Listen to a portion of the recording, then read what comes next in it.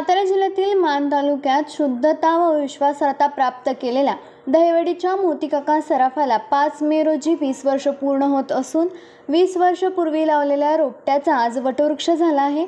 मानवासियांना शुद्ध सोने व त्याची फसवणूक होऊ नये या भावनेतून आम्ही 20 वर्ष उभे आहोत। या जडणघडणीत सेवा वर्ग परिवाराप्रमाणे सहकार्य करत असल्याचे मत संजय गांधी व स्वरूपा गांधी यांनी व्यक्त केले। मी संजय गांधी मोतीकाका सराफचा मालक। मी माझ्या दुकानाला आज 20 वर्ष पूर्ण होत आहेत।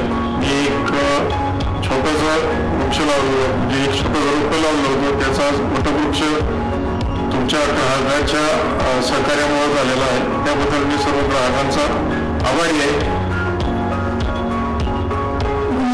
शुद्धता हीच आमची गुणवत्ता, हीच आमची गुणवत्ता या तत्वावर आम्ही 20 वर्ष आपल्या सेवेत आहोत।